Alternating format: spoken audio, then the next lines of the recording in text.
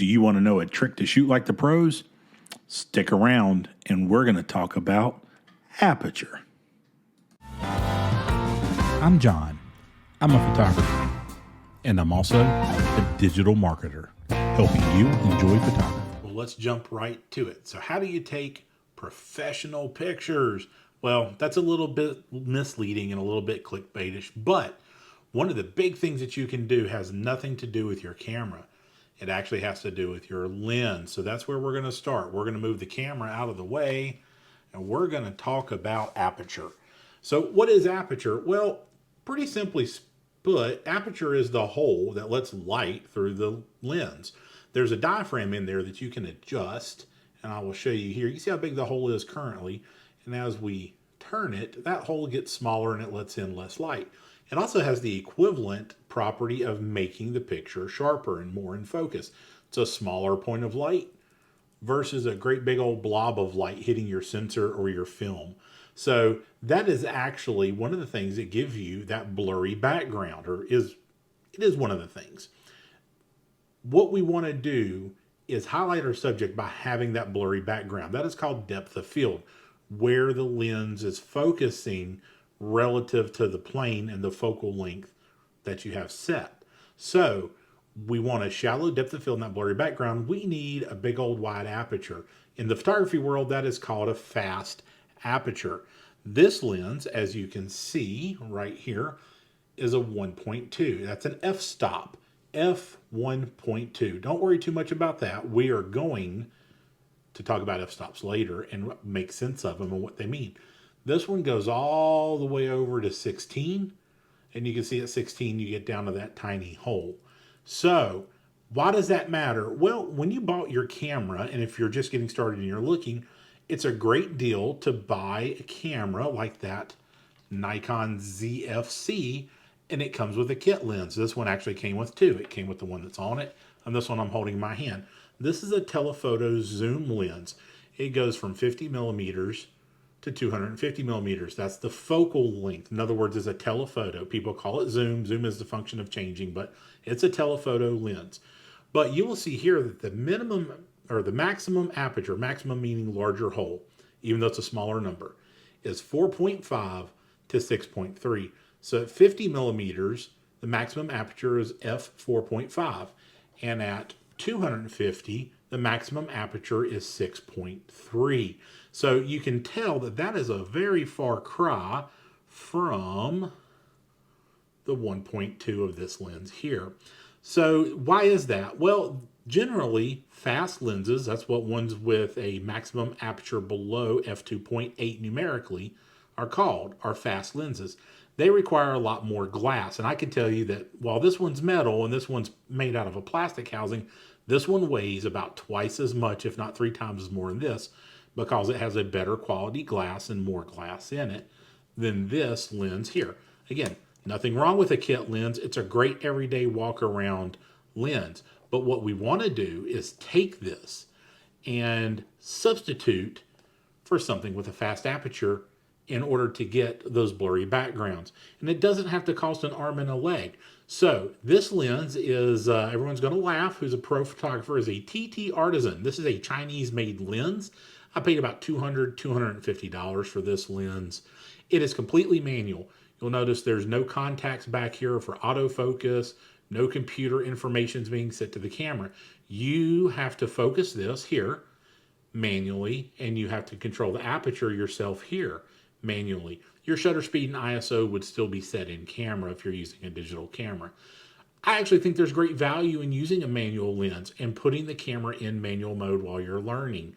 It's okay. You can always switch it to auto if it's a kid's play or something and you're not quite there yet.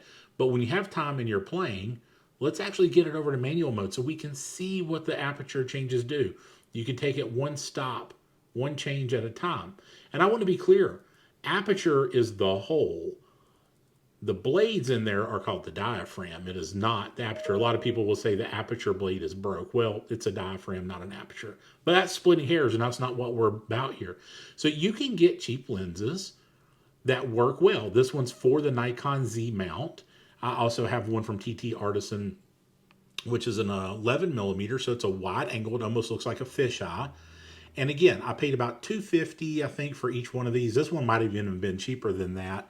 And again, this isn't a gear channel. I'm not promoting buying gear, but there is truth. If you want that shallow depth of field, you're going to have to find a fast aperture. You could get this lens, a 50 millimeter f1.2 from Nikon, in a Nikkor lens, probably going to run you around $1,500 to $2,000 for an f1.2 lens from Nikon. So obviously the value. Is it as sharp? No. Is it autofocus? No. Does it have all the fancy bells and whistles and image stabilization?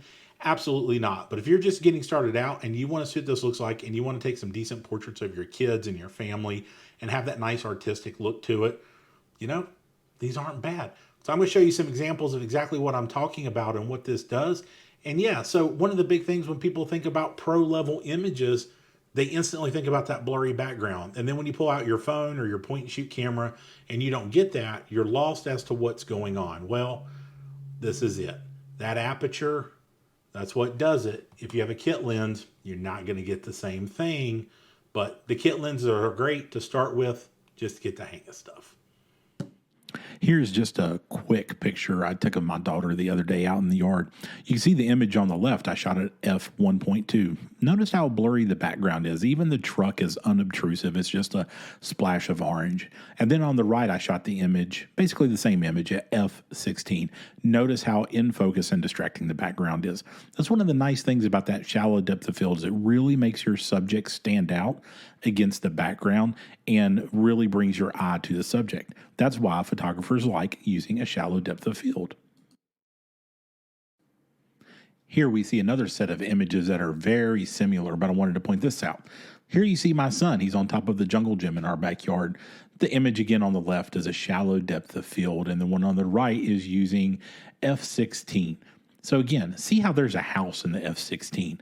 And then the one that's f1.2, the background goes to a nice, soft, blurry kind of pastel feel and look, and it really brings your attention to him instead of the background, which is distracting. You can't even see the power lines in the f1.2 versus the one that's f16. You can actually see the power lines intersecting his head.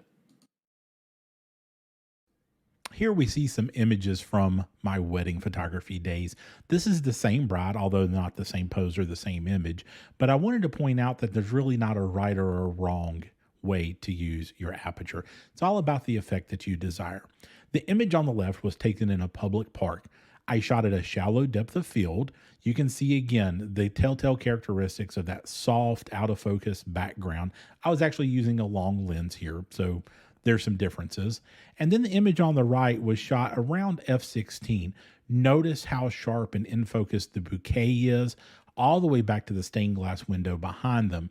It's all about the artistic effect that you want in the image. What you see in your mind's eye, you need to be able to work the tools in order to produce that image. The image on the right, I wanted to highlight the geometric shapes, and I wanted to highlight the bouquet, and I wanted to show them obviously in focus as well. So there's not a right or a wrong f-stop. It's all about what you want to accomplish artistically within the image. Thanks for watching. Please be sure to like, subscribe, and share if you enjoy the content so that I can keep making more videos for you.